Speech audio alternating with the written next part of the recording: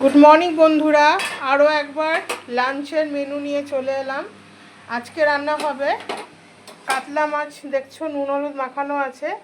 হ্যাঁ, কাতলা মাছ হবে আলু শিম দিয়ে পাতলা ঝোল, টমেটো ধনেপাতা দিয়ে পাতলা ঝোল। তাহলে কড়াইতে তেল গরম করতে দেওয়া আছে।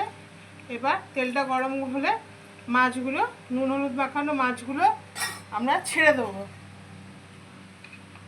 কড়াইয়ে তেল গরম হয়ে গেছে, এবার মাছগুলো আমরা তেলে ছেড়ে দেবো। এবার লাল লাল করে মাছগুলো ভাজা হবে।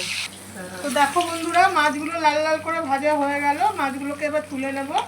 তারপর ফোড়ন দেব, গোটা জিরে ফোড়ন দিয়ে আলুগুলো দেবো আগে ভাজতে।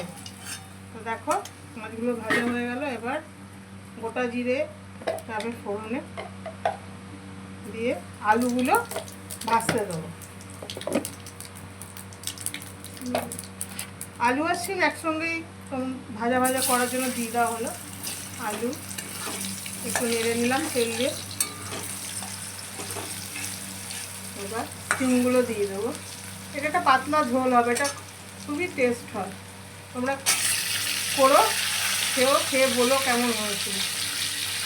এবার শিম আর আলুটা ভাজা ভাজা হলে তারপরে কী কী মশলা দিচ্ছি সেগুলো দেবো। মাছের ঝোলের জন্য যে পাতলা মশলাটা করা আছে সেটা বলে দিচ্ছি। এখানে আছে আদা বাটা, রসুন বাটা, পেঁয়াজ বাটা, জিরে দিয়ে একটা জল দিয়ে একটা পেস্ট করা আছে। এরপর আমরা এতে দিয়ে দেবো চেরা কাঁচা লঙ্কা, টমেটোটা তেলের মধ্যে। দেখো চেরা কাঁচা লঙ্কা আর টমেটোটা দিয়ে দেওয়া হলে এবার টমেটোটা একটু ভাজা ভাজা হোক। টমেটোটা ভাজা ভাজা হয়ে গেছে। এবার মশলাগুলো দেবো। স্বাদ মতন নুন, স্বাদ মতো নুন দিলাম, হলুদ গুঁড়ো দিলাম, আর যে মশলার পেস্টটা বানিয়ে রেখেছিলাম সেটা দিয়ে দিলাম। এবার পুরো ঝোলটা ভালো করে কষা কষা হবে।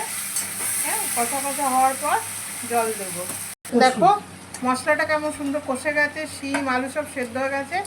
আমার মা ধনেপাতাটা জানো তো মশলা কষাবার সময় দেয়, হ্যাঁ, যাতে একটু কাঁচা কাঁচা গন্ধ না ছাড়ে আর ধনেপাতার গন্ধটাও বজায় থাকে। আমার মা এইভাবে করে রান্নার পর। আবার কিছু কিছু রান্নাতে পরেও দেয়, কিন্তু মাছের পাতলা ঝোল করলে ধনেপাতাটা মশলার সঙ্গে একটু কষিয়ে দেয়। দেখো তেল ছেড়ে দিয়েছে, আমার মশলা অলরেডি হয়ে গেছে কষানো। এবার এখানে জল দিয়ে মাছগুলো ছেড়ে আর একটু সেদ্ধ হওয়ার জন্য ঢাকা দিয়ে রেখে দেবো। ফিরে আসছি মাছের ঝোলটা পুরো কমপ্লিট হওয়ার পর। তো দেখো বন্ধুরা, আমাদের শিম আলু দিয়ে পাতলা মাছের ঝোল হয়ে গেছে। নামাবার আগে একটু গরম মশলা দিয়ে দিলাম, ব্যাস আমাদের রেডি আজকে দুপুরের লাঞ্চ। পাতলা ঝোল, শিম আলু দিয়ে কাতলা মাছের পাতলা ঝোল নামিয়ে নিচ্ছি বন্ধুরা। দেখো, তো আজকে আমাদের লাঞ্চ মেনু হয়ে গেছে।